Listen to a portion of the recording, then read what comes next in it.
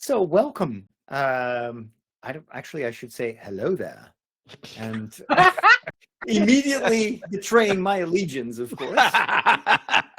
But of course, we want to be inclusive. So, hi there. Yes. We are going to spend hopefully a fun time talking about, well, two of the most beloved franchises, storytelling universes in the world. Definitely two franchises that have influenced my life more than anything else: Star Trek and Star Wars. Before I continue, let me first introduce myself and my fellow members. Ladies first.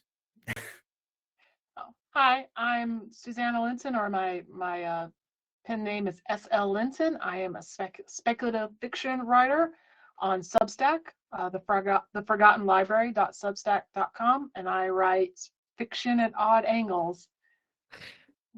So the weird, Including strange. Including in Waffle Houses and involving UFOs. Yes. UFOs landing in Waffle Houses.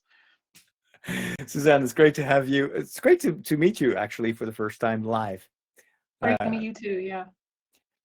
Also here is my good friend, Thomas Salerno. Thomas, do you need an introduction?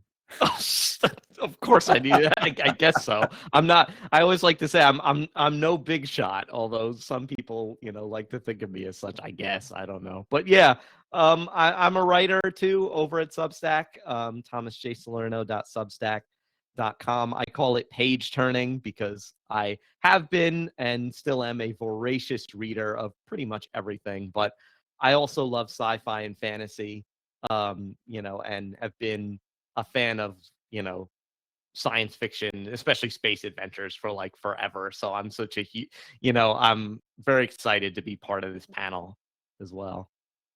Awesome. And then of course we've got Dominic, that nobody knows or has ever heard of, but I want an introduction. You introduce me. No, go ahead. Tell us, are you a Trekkie or are you a Jedi in disguise? Honestly, I'm probably more of a Star Wars kind of thing because I grew up on Stargate, and my exposure to Star Trek is mostly limited to the two new ones with lens flares.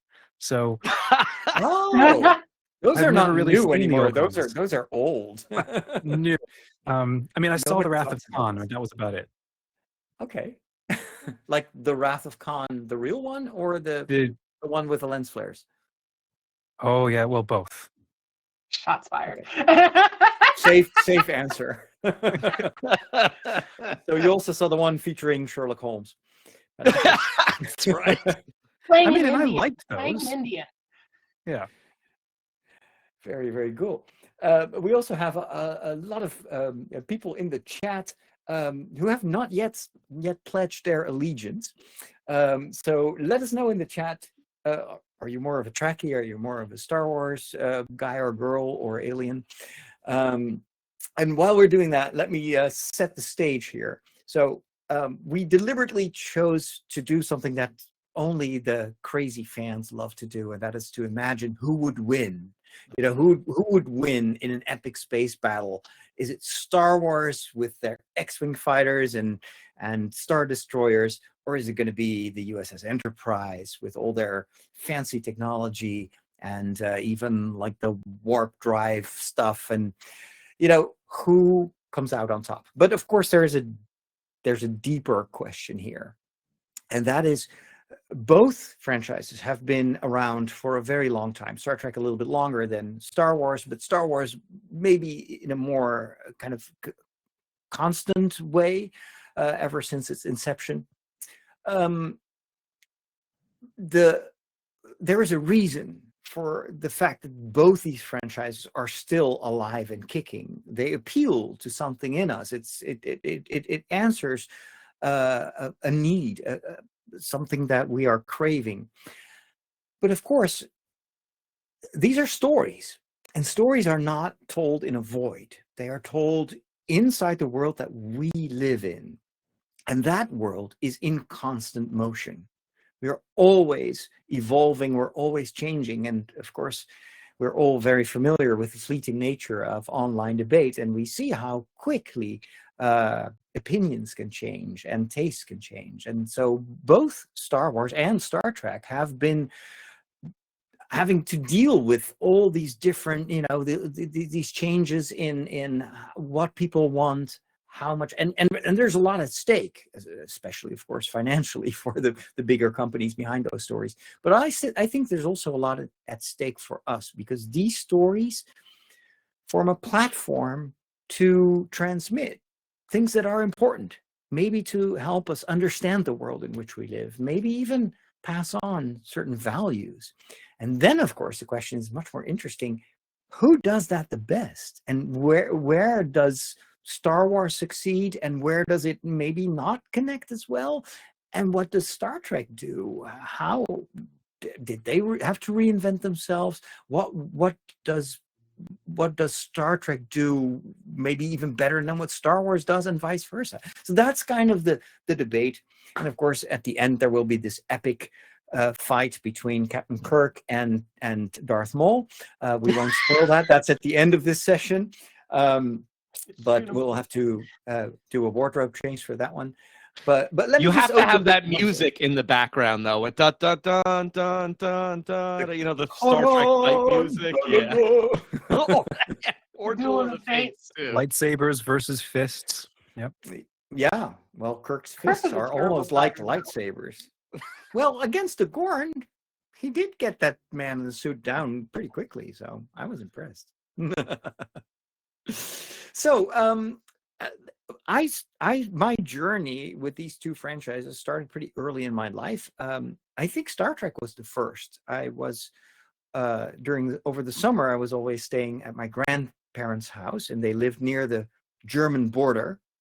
And so on their TV, we could watch German television. It was this big black and white TV, and they had Star Trek, and everybody spoke German, so we didn't understand what was going on. I always thought that Kirk was just a German dude, and well, Spock was obviously German. Just his whole demeanor was very German to me. But I loved watching it because I'd never seen a spaceship on TV. And then a few years later, of course, I was at the premiere of A New Hope in The Hague, and that changed my entire life. And I think my mother still regrets that she ever brought us to the movies that day. She fell asleep during the movie, which also just caused a rift in the space-time continuing that this has never healed. How can you fall asleep?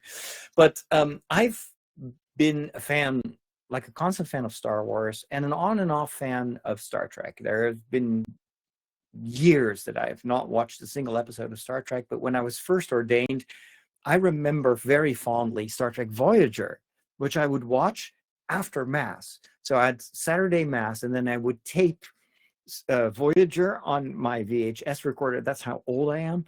And then after Mass was finished, I would watch Voyager, and that made me fall in love again with Star Trek. And now with the whole revival of Star Trek, I love it, and at the same time, because I love it so much, I also have a lot of kind of issues with both with Star Wars and with Star Trek. Am I the only one, or what about you, Suzanne?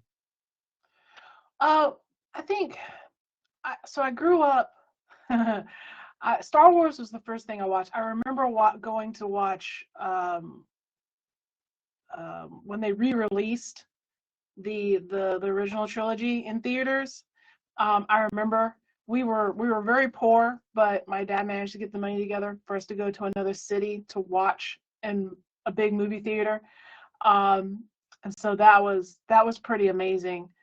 And I didn't really watch Star Trek until later, but I think when we're talking about Star Wars and Star Trek, it's almost apples and oranges, because they confront two different sort of issues, like, in a way. Like I like to think that Star Trek is more, well, in some of the later series, it was a little different, but mostly like when I'm thinking like the original or Next Generation, they're dealing with social issues. They're wrestling with how people live their lives, and they're presenting a frankly kind of socialist sort of nobody has to work because there's no such thing as money anymore kind of idea. Whereas Star Wars is very much good versus evil, little guy against the big growly dog sort of setup. It's more of the classic. I would say Star Wars is a fairy tale set in space. Yes. Yeah. Whereas Star Trek is what you would think of with hard sci-fi. When you go down to engineering, they're spouting a bunch of science stuff and everything. And in Star Wars, who actually cares how the engine works as long as Han hits the dashboard and gets it going again? True. You agree, Thomas? Well, yeah, and it's funny because I was probably exposed to Star Trek first, but I was so small that it made no impression on me because my parents liked to watch. I don't know what channel this was on, but they had science fiction on in the evenings. Like it was Star Trek, which The Next Generation, which my dad liked to watch, and then Sequest DSV, which my mom really enjoyed that. Wasn't that a Stargate spin-off? No, that was it was basically Star Trek underwater, where they were in a submarine and would go around and solve mysteries in the deep ocean. And there was a talking dolphin. Yes, Darwin. Yeah, the talking dolphin. Yeah. But that made more of an impression on me than Star Trek. It was a sequence. Okay. I was with my mom. I liked it, but then of course, same thing with you, Susanna. When when they re-released A New Hope in theaters in the late 90s, that was really when I started to get into Star Wars. And of course I had to get the special editions on VHS, and my brother and I, my younger brother, we really bonded watching those films over and over and over again. And yeah, like you, Father Roderick, I've pretty much been a constant fan of Star Wars and an off and on viewer of Star Trek, although I do like Star Trek, but I like it for different reasons. But I would say like I love Star Wars, but I like Star Trek, if that makes sense. It's like it's more of a passionate love of Star Wars, where with Star Trek I enjoy it, but it's not, I wouldn't like say it's like one of my passions, but I do enjoy it for what it does. Interestingly, when I really started getting into Star Trek again, I must have been in like my 20s or something, or my teens, late teens. They had in afternoons on the Sci-Fi channel, because I was big into Stargate, they would have Stargate SG-1, and then they would show Star Trek Enterprise after that. So I pretty much ended watching all of Enterprise, and I know a lot of people hate that show, but I kind of have a soft spot for it because I watched so much of it in the afternoons. But yeah, and I'm enjoying what I've seen of Strange New Worlds, because I really like that sort of vibe that the original series Star Trek was going for, that kind of, final frontier where where they were being sort of almost like there was sort of a cowboyness about what they were doing out there in space, whereas in some parts of Next Gen they almost seem like bureaucrats in space sometimes. Like, should we really be doing this? Whereas like Kirk is just like, nope, he goes in fists flying, and it doesn't make much sense. Why is the captain always beaming down into dangerous situations? But I think it's fun. So and plus I just like old style 50s and 60s science fiction, and the original Star Trek slots right into that. Yeah, go ahead. Star Wars. I really love Star Wars, and I get really passionate talking about it. Yep. Because that fairy tale aspect draws me so much. Star Trek, like Thomas was saying, sometimes feels like bureaucracy in space. And sometimes I feel like they get really hung up on kind of the wrong thing. I haven't really been watching the latest series, however you say that in plural, that's been coming out lately, because I've just been really disappointed in them. Though I'm told Strange New Worlds is amazing and I should watch it. But the more people tell me that it's amazing, the less I want to watch it. So I'll catch up eventually. Mhm. I don't know where I was going with that, but I realized I hadn't fully declared my allegiance yet, so I felt like I needed to say something. I will rant about Star Wars sequel trilogy. I'm going to warn you right now. Anyone mentions Kylo Ren and I'm off. So be careful. I feel like it's dangerous, me and Thomas just being in this chat together alone. Yeah, it is. Explain. Well, because when you get the two of us talking about Star Wars, we'll go on and on. Oh, I thought it was just about Kylo Ren. Okay. No, Star Wars, no, but if you get me started on specific things about the sequel trilogy, I have opinions. Well, and that is interesting. It's Real interesting about both franchises, of course, is that we talk about Star Wars and Star Trek as if it's one story, if it's one genre. But in reality, of course, these are, well, not only apples and oranges, but among the apples, you also have like 5,000 different types of apples, because these stories have been told in many different, well, in different times and in different formats as well. Star Trek has always been a television show, and only after it got really successful, they did some attempts at doing movies. But I don't really feel that Star Trek was very good in the theater, and even the newer what is it, the Kelvin universe movies. Yeah. I felt that it didn't work. It didn't work that well. So I'm glad that Star Trek is kind of back on TV, because it works really well as in an episodic format. Star Wars was very different. It started in a very cinematic way, just a few movies, years and years in between those movies, let alone in between the trilogies. I mean, I waited like, I don't know, 15 years before I first saw on the internet that they were making prequels, which nobody knew what that was at the time. So we obsessed about every single detail. I mean, I can recite A New Hope by heart with my brother. Sometimes we have phone calls, and we'll go through the entire Empire Strikes Back. It's just because there was nothing else. The only thing that we had were these novels, which are now considered to be no longer canon. And that was a way to kind of tell the story in a different format, but still see what happened to Luke and Han and Leia. And of course, all that has been put through the shredder. So there was much less Star Wars. That, of course, a couple of years ago during COVID has changed tremendously with the advent of Disney Plus. Is it Disney? Yeah, it's still Disney Plus, right? Apple is no longer Apple Plus. Apple TV.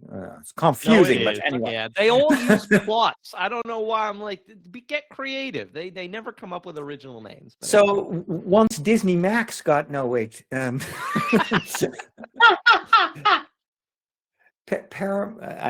but when Disney started to produce these television shows, it felt to me that Star Wars was also changing. The storytelling, the vibe changed. You could tell that they were also sometimes still learning how to tell stories this way. The Mandalorian, of course, was a runaway hit, but even when I was watching The Mandalorian, there were episodes where it was like, kind of drags a little bit. I miss the scope of the movies. I miss the depth of the mythology that was so omnipresent in both the original trilogy and in the prequels. And even after The Mandalorian, when they started to, what was it, Boba Fett, the Book of Boba Fett, and Obi-Wan Kenobi, and now the most recent one was with the kids, the Goonies in space. What was that again? Yeah. Skeleton Crew. Yeah. Skeleton Crew. And then, of course, Skeleton Crew was like, whoa, this is totally, I mean, yeah, it's Star Wars, but it's also not Star Wars. This is for kids. This is really the Goonies, not even with lightsabers. And then Andor. And Andor is like all of a sudden, whoa, this is like drama. It's super heavy-handed. It is very political. And now we've just seen the trailer for The Mandalorian and Grogu. It's like, it's almost got whiplash. It's like we go from all the grittiness and the seriousness of Andor, and now all of a sudden it's back to waving at Baby Yoda, which of course I have nothing against, but it was a bit of a like, what is Star Wars trying to be? Star Trek, to me, feels much more constant. They also change over series. I mean, I started watching Discovery, and I'm like, what is this? Is that supposed to be in Klingon? I was very, very disturbed by what they tried with Discovery. Then the second season, I was like, okay, kind of sounds a bit more like Star Trek, but oh my goodness, why is every episode trying to be ideological? It felt like this, they're pushing so much of an extraneous agenda that it just hampered the storytelling. It was anyway, and it just sorry, go ahead. Well, I agree with you with because that was when I started to tune out of Star Trek. Was when I can't remember the name of the series. It was the one with the giant tardigrade. Yeah, that's a Discovery. Yeah, that's Discovery. Yeah, I got tired of them sharing feelings, right? Yes. When they should actually be running towards and the hugs, the group hugs. Yeah, I got really and into like a meme. Yeah. But going back to what you're saying about Star Wars, actually, because I watched The Mandalorian, I came to The Mandalorian right after the utter hot mess that was the sequel trilogy, and was so disappointed, and because they were so close to something great, and then they fumbled it. And then going back to Mandalorian, for me, actually felt like going back to the original trilogy. Yeah. It felt like a return to me. It felt like a return to me about what Star Wars was kind of about, in the sense of the fairy tale and the little guy, the small against the large. And I felt like there was that sense of deep lore kind of surrounding this mysterious Mandalorian. What is he about? Why is he always wearing the helmet? What is going on in the backdrop? Like, are we between wars? I mean, where are we? And just learning the space. And I haven't seen Andor or the Book of Boba Fett or any of the others, but Karina in the chat made a good point that the universe is buried. So to me, it makes sense for different series to have different vibes. And I'm really excited about Mandalorian and Grogu. I've only seen the 2 first seasons of The Mandalorian. I haven't seen the more recent ones. But I'm still going to go see the movie. Because that is it attracts me more because of that originalness of it. I agree with like what you were saying, Susanna, about how it is, Star Wars can encompass a lot of different types of storytelling. I think its primary mode is fairy tale in space, but I think within that there's a lot of room to tell stories of, like, to where we can have something like Skeleton Crew and then something like Andor, something like The Mandalorian, and it's all taking place within the same universe.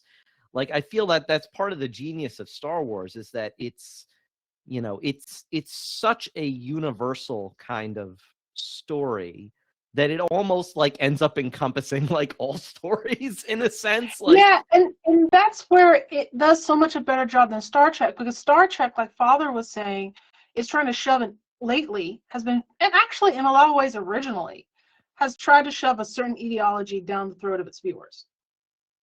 Blatantly or not blatantly. Not always, because the movies in the Kelvin universe were supposed to be just fun and popcorn, stupid movie. Yeah, right, yeah, those are some popcorn, but my point is that there was always ideology kind of in the frame, and that's from Roddenberry, from the very beginning. It's also Star Wars yeah. though wants to trade on archetypes and tell a universal story, a fairy tale where anyone can inhabit that space. And you interpret it how you,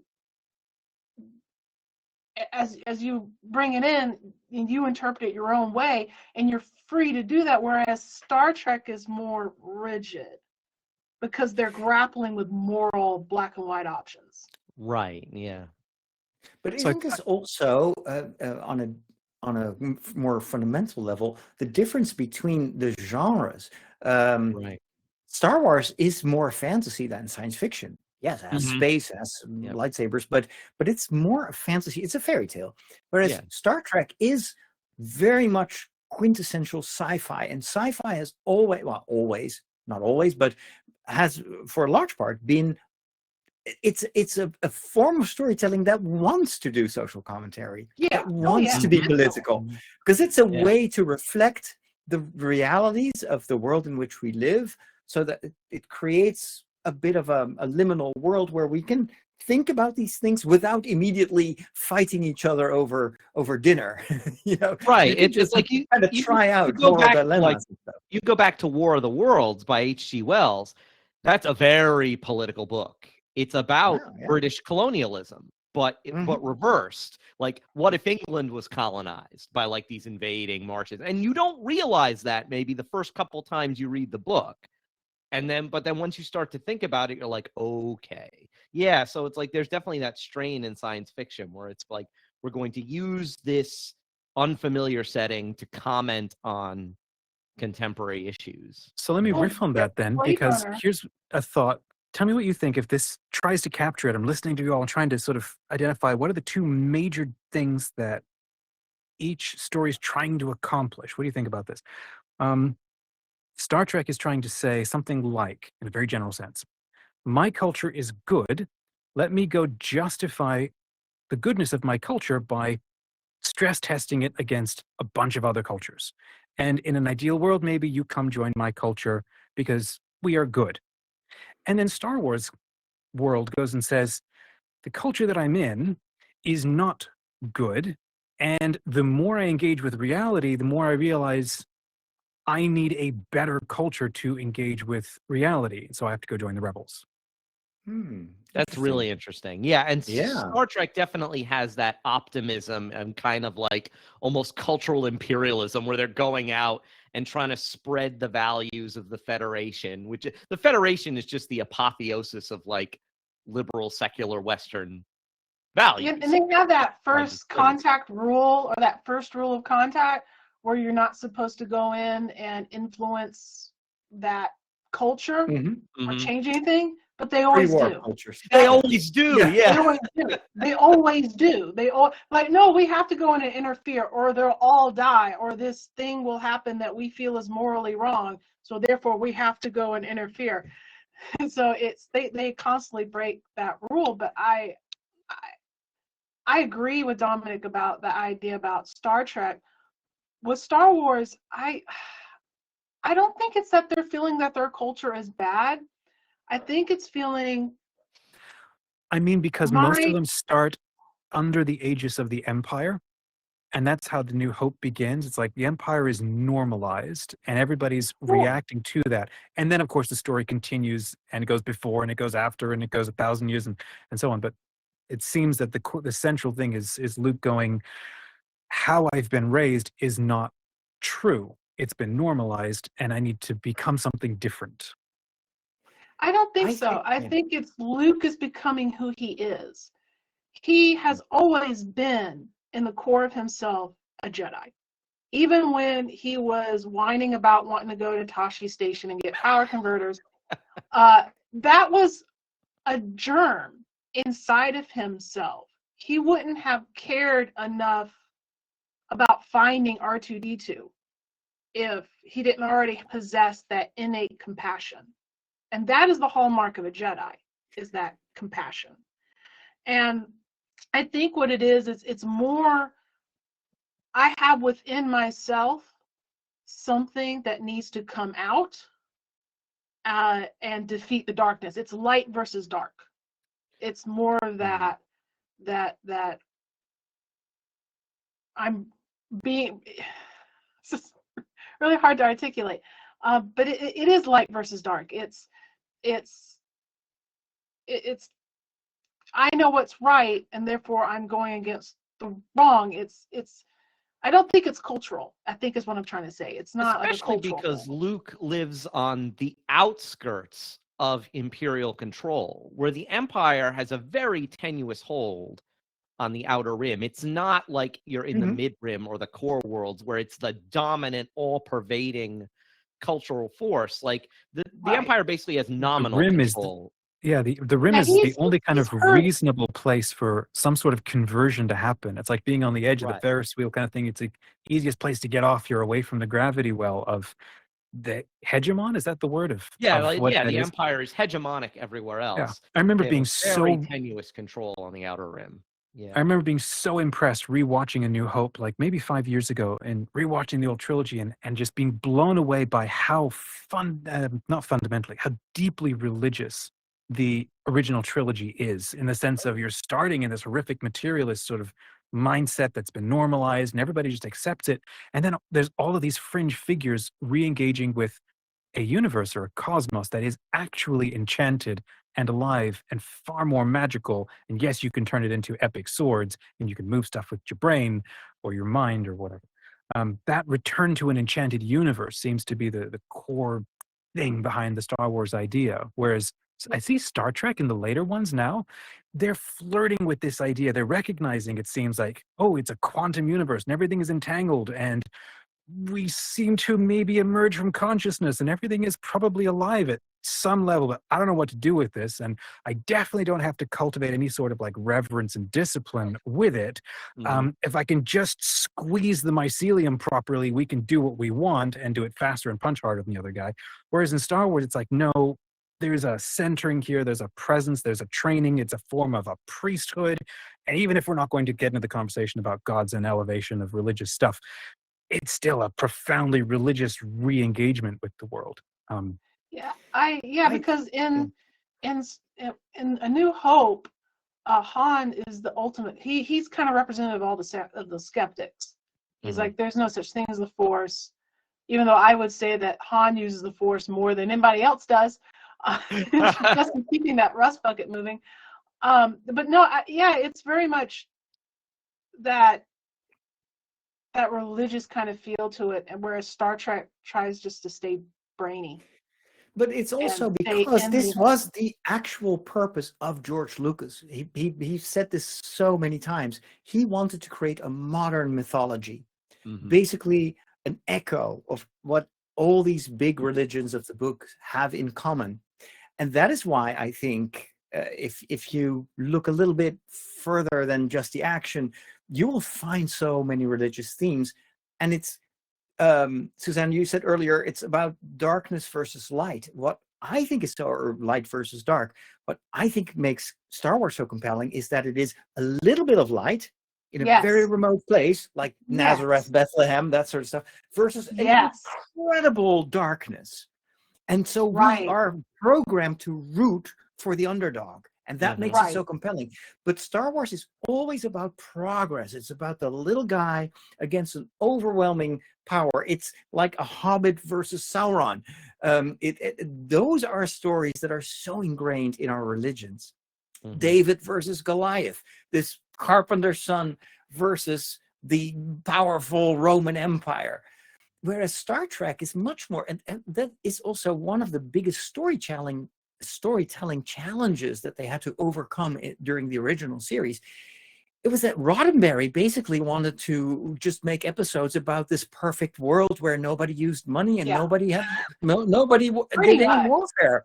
And then the other writers and producers were like, but dude, that's not how we tell stories. Something needs to go awry.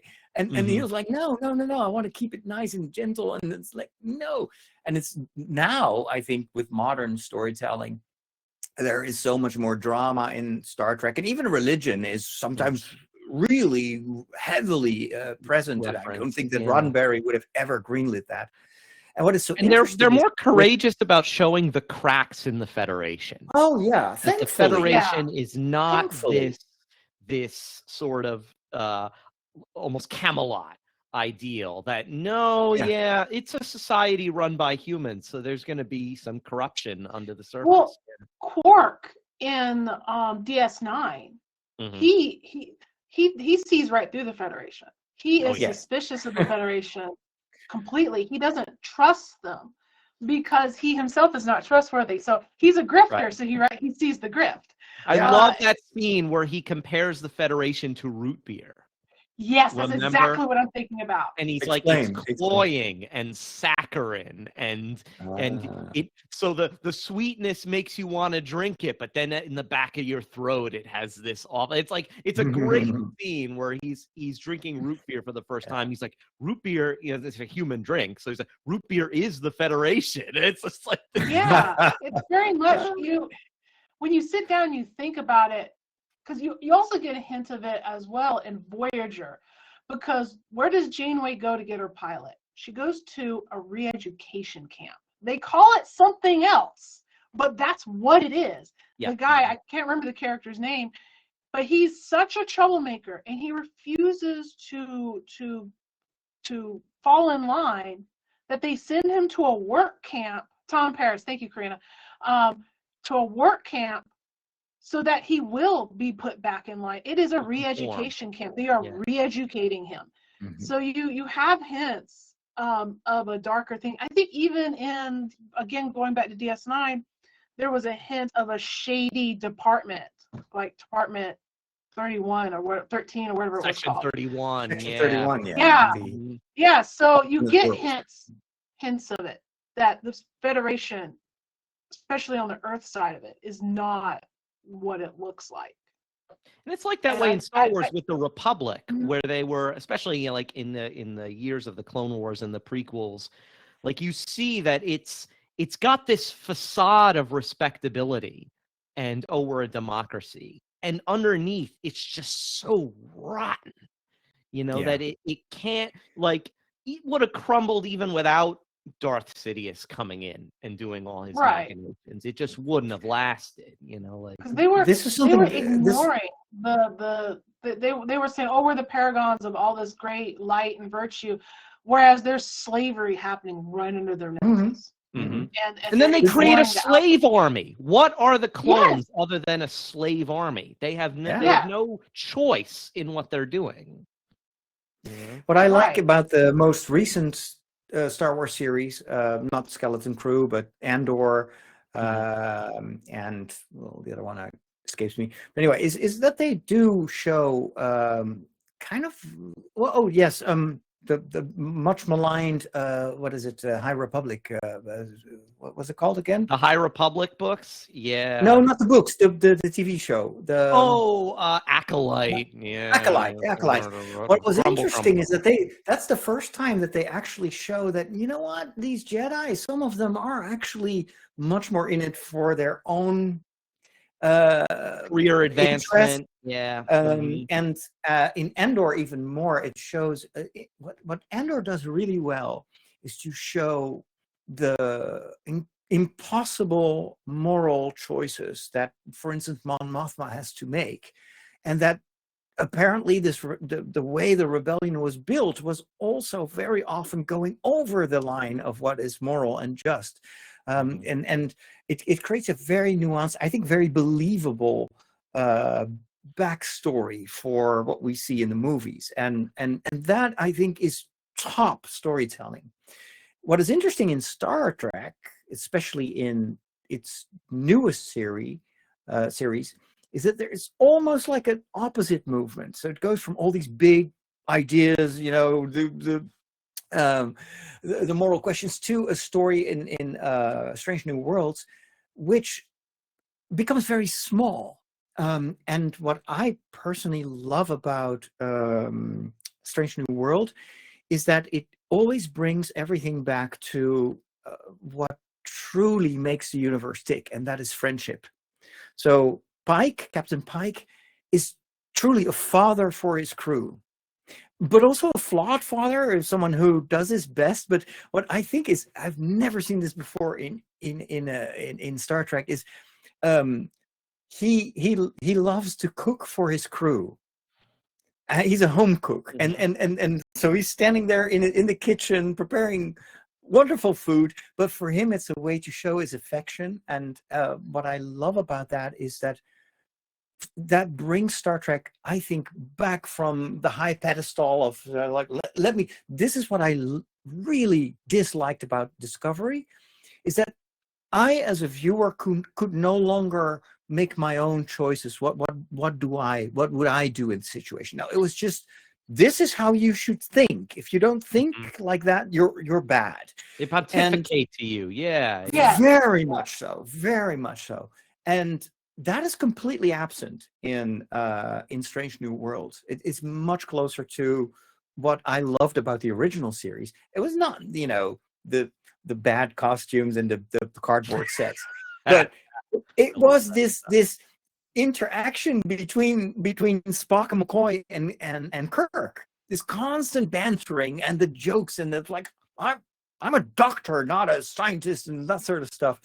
Yeah. And you have a lot of that dynamic with a slightly larger crew on Strange New Worlds. And I wonder if that is also maybe trying to answer or try to cater to a great need that people feel today. And that is, the world is so complicated. There's so much going on. Every time I look at the news, I get scared, I get hopeless. And then when I watch Strange New World, I want to join that table. I want to just be there. I want to have friends like that. And that for me was also always what brought me back to Star Wars. It wasn't the big space battles. It wasn't the lightsaber, but it's like this banter going on between Luke and Leia and the scruffy-looking nerd herder. It's just this friendship that makes the rebels ultimately invincible, because these are not just soldiers. They are friends that are willing to give their lives for the benefit of the greater good. Luke is willing to lay down his life, to die on the spot, killed by the Emperor. And ultimately Vader makes that sacrifice. Spoiler. But I love nobody knew. It's because you can only sacrifice yourself if you love that other person. If there's friendship at the core of that, and that makes these stories human. So that's two things I want to say, Father, to what you said. I really agree with you in that, because humans, we're relational creatures. We are creatures of community. Babylon 5 is one of my favorite sci-fi shows, and there's a character in there, Jakar, and he makes a point of saying that humans build communities. You can't help it. And that's a big point in that series, and I think it's a universal truth. We can't help but create community. And so when we see community being created on a screen, we can imagine ourselves there. And if we can imagine ourselves there, then we can really put ourselves into that story and make that story our own, and in kind of a weird way complete the story, because that story becomes something new because of our own attribution to it, even if only in our minds. And I think that's what's really important about Star Wars, and I think that's why Discovery failed so horribly. And also, I forgot what my second point was going to be. It was going to be a jab at the sequel trilogy. And Kylo Ren? Kylo Ren? No, Kylo Ren, yeah. Well, no, it's just, okay, it's back now. So there you go. The setup, they lost that in the sequel trilogy because they were trying to repeat Lightning Strike. And they forgot what Star Wars was really supposed to be about. But at the same time, they had an opportunity to kind of investigate something interesting. Just say The Last Jedi. That's a strong enough jab. Thanks, Paul. But you don't have that chance to build community, and you also they don't explore the things they could have. Like, okay, so the Empire's defeated and the heroes have children. Well, what's it like growing up in the hero's shadow? And that was something they could have explored, and they kind of touched on it a tiny bit, but then they just went sideways with it. And the whole Darth Vader sacrificing himself was completely undercut. It made it where it didn't matter because somehow Palpatine survived. And what the tragedy is that I can see the good, like, the good seeds in there that if Yes. and you're just It's like, just so close. why? It's Like, just you so know, close. it's Could it so have killed you to create an outline? Could it have killed you? well, you know, if I if you hear echoes of Luke. There is still good in you. good in him. Yeah, no. If you Well- read the art of the Force Awakens, they say quite clearly in there that there was no outline. What they did is that they made a bunch of concept art, put it all up on a wall, and they said, that picture's cool, that picture's cool, that picture's cool. Now we'll make a story that ties all of these pictures together. And it's like, that's actually not how you write a story, guys. Like, But it's how they make a lot of action movies. You know those James Bond movies we love? What they Mhm. actually do is they come up with a trick that they want him to do on screen. Like, okay, we got to find a reason for Nathan Hunt to hang off of the side of an airplane. Now let's the build Mission movie Impossible. around Yeah. that. yeah. Mhm. Yeah. Well, I think this also shows us the history of both these franchises, that even though the stories, the universes that these creators made have epic proportions, it's still just regular people telling stories and sometimes failing at it. And sometimes there is a lot of external pressure that we are not aware of, stuff that happens behind the scenes.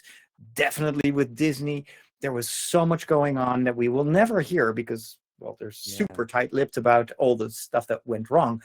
But that we should always, that's also why I keep I'm always super optimistic about the future of these franchises, because the core just has so much to work with. And even though sometimes there will be these dips, and I didn't care for a lot of the stuff in the TV series, but there will always be a new story to tell. There will always be a new creator who will come up with something nobody expected Andor to be what it actually became. And that is just such a different thing. And I see basically Star Trek and Star Wars as it's a palette. It's a fridge full of ingredients, and I'm just eager to see what the next cook is going to make, and that keeps me coming back. And sometimes I will rant and I'll like, I didn't like that, and oh my gosh, Kylo Ren, put on a shirt, dude. But okay, I'll wait for the next story. I watched the trailer for The Mandalorian and Grogu. It's like, it's like the TV show. I kind of want something else, but I'll go watch it anyway. And honestly, when they gave Star Wars over to those anime creators in Visions, it was beautiful. So much good came out of that. It's like when someone really had like a fresh, like some of those are some of my, like the Village Bride or the Ninth Jedi, or what's that one called? Battle at Darkhead. Those are some of my favorite Star Wars things to have come out in the last few years. We need new blood, new writers, maybe even less budget. I've once made a video. I was like, please give a few young filmmakers the opportunity to make a Star Wars, movie or something on TV with almost zero budget. That's how George Lucas made A New Hope. It was against all odds, and I think it's because of the constraints that it became so great, because he had to imagine what to do instead of just pushing buttons like, oh yeah, we want another Death Star, but not a small one. Oh, let's turn this planet into a Death Star. Sure. And then all right. Anyway, but I have high hopes. I'm eager to see what they will do with the legacy of the sequel trilogy. They're taking a lot of time, which I think is a good thing. Sometimes I wish that with Star Trek they would do the same. Just take a little bit of time before you make the next series. It all feels so rushed, and it's not always to the benefit of the quality. So less of both, but higher quality. That would be my advice. And ultimately, I want to wrap things up because there are so many other cool people here at the con that also need their audiences. But I want to end with one final question: is if you could make a wish for either of these two franchises, what would be, and it has to be very specific, what is on your number one wish list for Star Wars to do, for Star Trek to do? Let me start with Dominic. Are you still there? Yeah, I'm still here. Oof, what a great question. The great emperor of LegendHaven. Yeah, total noob with this conversation. Gosh, what would I want? You know what I absolutely loved about, like with Star Wars, was actually that one moment at the end of Ahsoka where the massive Star Destroyer descended down over the spire of the witch's palace or castle. At that moment, I thought, that's Star Wars.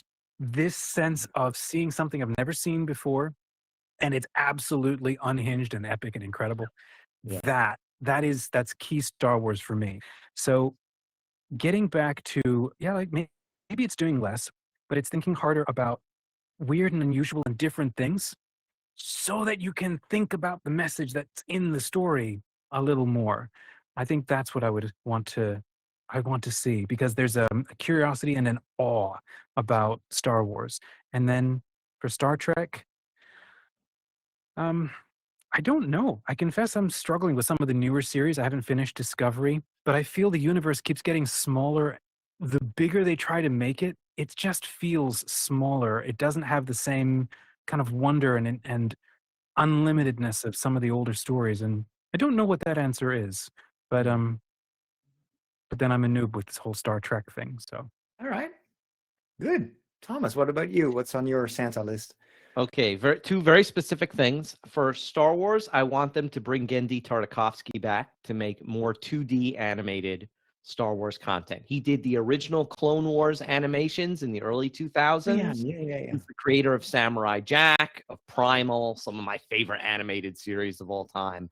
And I want them to bring him back. I've got this idea in my head, like of something I call a Star Wars Wild Space, where it's set in wild space, so on the very edge of the Outer Rim and the unknown regions, where it's like a Ronin Jedi, kind of like what we had in some of the Japanese shorts.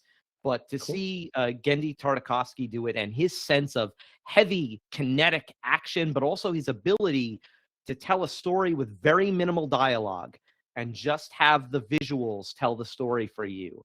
I think he needs to get back in Star Wars. They need to give him, like, basically do Samurai Jack, but in Star Wars. For Star Trek, my biggest wish list is that I'm so sad that Enterprise was canceled when it was, because they were going to do the Romulan War, which is the war that gave birth to the Federation, the Earth-Romulan War. So I would like to, and rumor is that we may get that Scott Bakula, he says he's game to do Captain Archer again, an older Captain Archer. So cool. I would really like to see a Captain Archer return to the captain's chair of Star Trek. So that's my wish list. What about you, Suzanne? With Star Trek, I don't know about Star Trek. I think what I would like to see is them explore that darker side of the Federation that we got hints of in the Section 31 or whatever it was called, and the re-education camps, and like what is it really like back home? Is it really everything that the officers on the deck make it sound like when they're interacting with a new race, or is it something else entirely? And I don't want it to be cynical, but at the same time, I don't see how it couldn't not be cynical. But it's still, you can't hint at it without showing the whole hand. So that's Star Trek. But Star Wars, my biggest wish, my dearest wish, is that they would just retcon the sequel trilogy entirely, honor Darth Vader's sacrifice, and write a good story. It doesn't have to be another trilogy, but a good story where they take that seed of an idea they had. What happens to the children of Leia and Han? You're in the shadow of greatness. What is it like growing up in that shadow? Mhm. And I think you just start there. You would make such a beautiful human story, and you could have a Ben Solo, because he deserved better. Mhm. That really honor the. Karina says go back to the books, which one day I want to. Yeah, I mean, you're describing what the sorry. Yeah. But what you're describing is what I loved about the original Star Wars novels. That was exactly Mhm. that. And it was a very different vibe from what the sequel trilogy did. I'm glad that they exist at least. And Yeah, that they keep or- publishing new editions of Yeah, them because yeah, they're But yeah, they're and awesome. there's They're some awesome. chaff with the wheat in those old novels, but there's also some amazing storytelling and some very cinematic writing by some of the Well, some of the Thomas, writers. if you could give me like a list of your top 5 or top 10, because Sure. there's so much. It's a huge universe. Yeah, If you yeah, give me like a list so that I know what Absolutely. to request from my local I'll library. do that. Well, the Right. Timothy Zahn trilogy is a required reading. That is so good. Okay. I mean, And the that could Jedi have Academy, been yeah, that should have been Jedi the sequel Academy trilogy. too. Jedi Academy, Yes. although I don't like the ending of Jedi Academy, but I thought overall it was a very good trilogy. And yes, Timothy Zahn's original Thrawn novels, Heir to the Empire, Really, really good. and its Yeah. sequels are just. I've got masterful. one little thought before Father closes us out. A request for the whole Star Trek thing. I forgot how intrigued I was by the Red Angel storyline in I think it's Discovery. And then they resolved it by the end, and I thought that was still kind of a pretty cool resolution. But I remember loving how they had suddenly kicked the roof open on the Star Trek series by integrating something effectively out of a spiritual tradition, a being that was more than all of the matter and all of the mechanics. This was a re-engagement with a spiritual side of the universe that they'd been running from or avoiding or not taking seriously for a long time. And it was it was paraphysical. You know, we're now dealing with angels. And so something like that, if they were to keep flexing the storyline, similar to what we're now trying to figure out as we, the whole re-enchantment as a conversation in our culture. If Star Trek were to do some of that, which is what Star Wars is doing from day one, that is something I would like to see. And the Red Angel was like a sort of field test of, can we get into these sort of topics and how are people going to like it and take it really seriously? And yeah, so that fascinates me. All right. Well, to wrap things up, I will give you my impossible wish list. One of the episodes that I love the most of Strange New Worlds is actually a musical episode. A lot of Star Trek fans hate it. I loved it. I had that soundtrack on repeat for months. I want a Star Wars musical. I want something in universe, not just like let's do the Star Wars story on Broadway. Now I want an in universe Star Wars musical. And has to have the blue dude. What is it, Rebo or Max Rebo? Yeah, Max Rebo should be in there. Yeah. but then not the George Lucas is a wonderful storyteller, but he had such bad musical taste. But I want something like, I don't know, maybe even an opera. It's a space opera. Why can't we have a Star Wars opera? So that's wish number 1. Wish number 2. Oh, by the way, a Star Wars opera. That would everybody would want to see that. Anyway, for Star Trek, I've got two things that I would like to see. First, it's never going to happen, but I've always been fascinated by the holodeck. And I've always dreamt that one day I might see the day that becomes a reality. Well, we're almost there. We have all the VR things, the Quest 3 and the Apple VR glasses. Give me a Star Trek series that takes place in the holodeck and have me experience it through those VR glasses. I mean, I would so love that. It's like an maybe even like mixed thing? mixed reality, where you can walk up to Data and just talk to him. And I don't know. It's just such an easy thing to do. Anyway, it would be a system seller. The second thing is actually something that they're considering. There's rumors only, but I wouldn't be against it. And that is they have already recast the entire crew of the original Star Trek series. There is a new Spock. He's amazing. That actor is fantastic. Not Nimoy, but great take. They have Scotty I have a new Scotty, and he's fantastic. He's so great, and really the core of what makes that character so funny and so likable. And they also have Kirk, also played by an actor who does not at all resemble Shatner. But actually, I like him better as Kirk.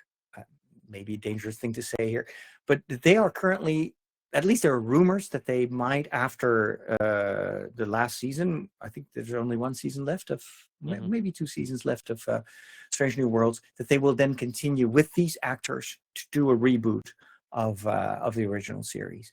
I think if you look at the 3 seasons of the original series, only the first one is good. The rest, the second and the third, are unwatchable. It's like so bad. And I think that there is so much material there for stories. So that would be basically doing in Star Trek what Suzanne wants Disney to do with the sequel trilogy. Sequels. Yeah. Maybe Star Trek should lead the way. I don't know. No. Thank you so much. We have some conversation also going. I couldn't watch all the conversations in the chat, but I think you've been responding from time to time. So thank you so much. I think we should do this again. This alone, I think, gives us ample reason to organize another LegendHaven in April and just talk about this again, because I don't think that we have found a winner, and maybe that's a good thing. So you never run out of material with these franchises. Never. Yeah. Thankfully not. Suzanne, Thomas, Dominic, thank you so much for joining me for this panel. Thanks to all of you in the chat room. I hope you had a good time. And well, how else can we finish than by saying, may the force be with you, and live long and prosper. Did I do that right? Yeah. Right.